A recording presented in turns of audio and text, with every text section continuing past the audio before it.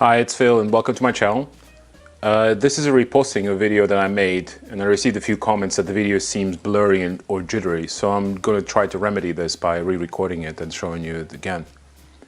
Today we're looking at Tudor, obviously, so let's see which one it is.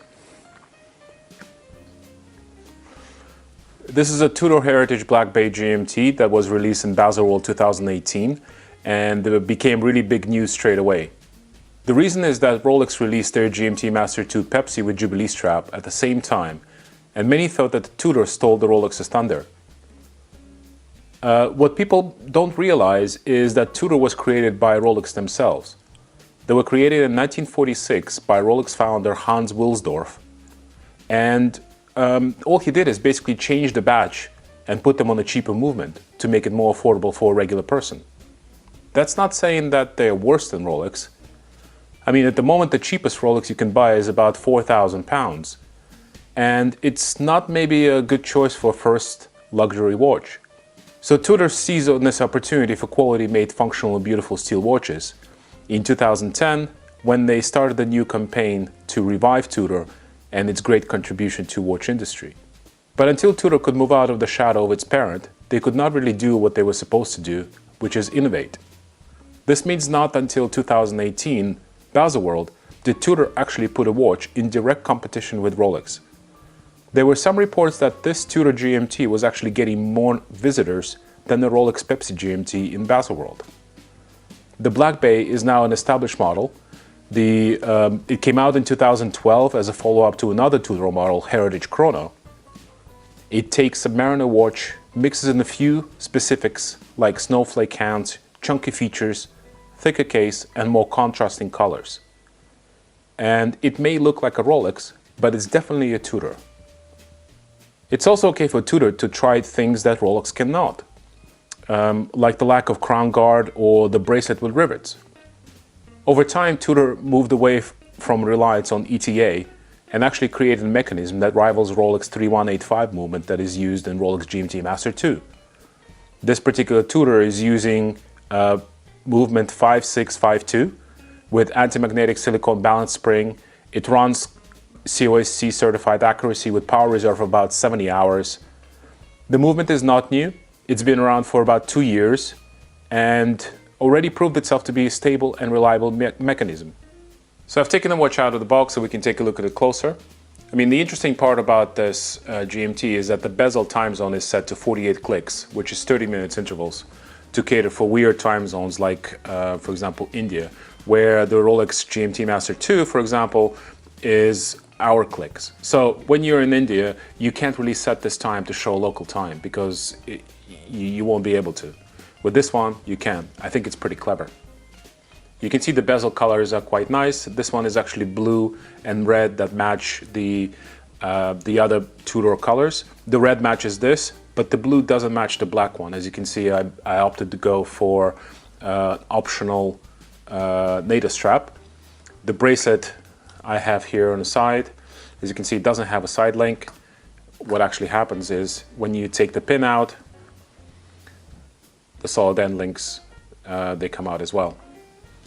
I've been wearing this watch for about a couple of months now on this NATO strap. It feels very comfortable, and you can see it's still in a pristine condition. I just haven't scratched it, being careful with it.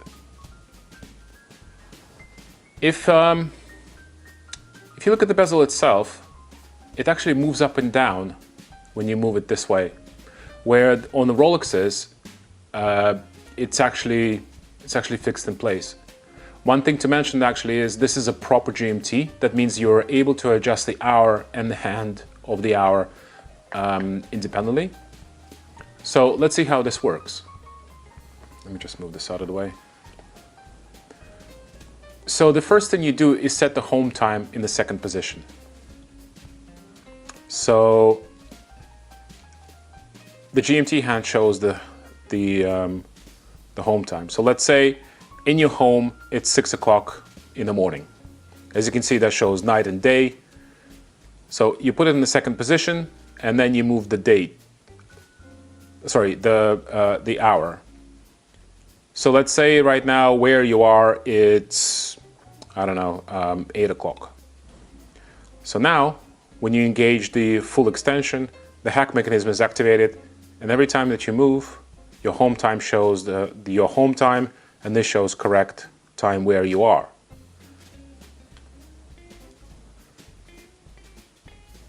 The one thing that I find a bit weird or annoying is that, for example, today is September 4th, but let's say today was 24th. There's no way to actually set this quickly. You have to rotate through all the dates. It's annoying.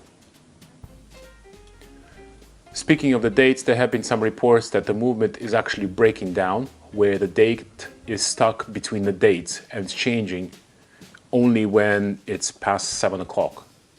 If you search some internet posts on message boards on Rolex websites, for example, you can see reports of that. I'm not sure why that is. The case thickness remains the same as the as a heritage watch. It's nice, even the GMT functionality of the movement. It's also important to say that this actually GMT is integrated and not a module on top of the regular movement. The crystal is domed, and actually you have the ability to see through at an angle.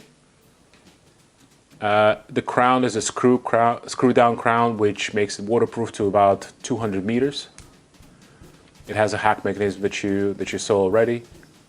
And if you want to change the time, this is actual GMT. You may also notice that the markers have been reduced in size, which makes dial a little bit cleaner and looking very nice. The watch is actually available in a few different straps. So you can see this one is a NATO strap, which cost me about 140 pounds from a shop in London. The metal strap usually comes with it, and there's a leather strap, which is quite expensive because it has a deployment clasp. This one just has a regular tongue buckle. If you look in the back, it has a very nice plate that's actually covered by this.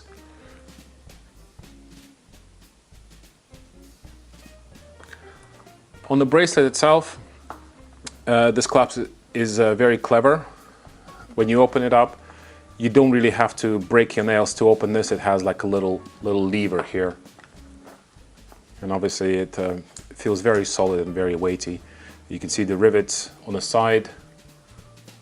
The reason I'm not wearing the bracelet is just I feel the watch is quite heavy on the wrist. And this NATO strap gives me a bit more flexibility and more comfortable feel to it. On the wrist, my wrist is 7.5 inches. You can see it looks quite nice.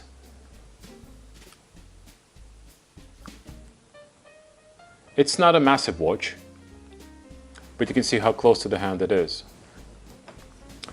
So let's see. Let's talk about what the real problem with this watch is. So this watch came out at the same time as a Rolex GMT, the Baselworld Pepsi on the Jubilee bracelet, and obviously everybody rushed to their local AD to put an order. When you actually went to jewelers, maybe 5 minutes after the jewelers or the authorized dealer stops laughing at you, he actually shows you this particular watch. It's a bit chunkier, it's a bit retro, it pretty much has the same movement inside Rolex, which means now you can say it's 2.5 times cheaper than the Rolex that you actually originally came to get. You know that the Rolex is actually Tudor and Tudor is Rolex. It's just a Rolex in different clothes. When it actually comes out and it's available for you to get Rolex GMT Baselworld, you will actually get it. But now you're actually tempted by this watch because it has the same functionality, 2.5 times cheaper, nice, comfortable, everyday watch. So this watch actually costs £2,790, and for that price, you're really getting a lot of watch. And Tudor realizes that this is pretty much all about the Black Bay, and for them right now, this is the watch that guarantees to sell very quickly. And to be honest, if you go into your authorized dealer right now, you won't be able to get this watch because there's a back order, because Tudor is waiting for the holiday seasons and to raise the price on them. So thank you very much for watching. Well, come back to my channel again for regular updates. Subscribe, leave me a message, and see you shortly with a new watch.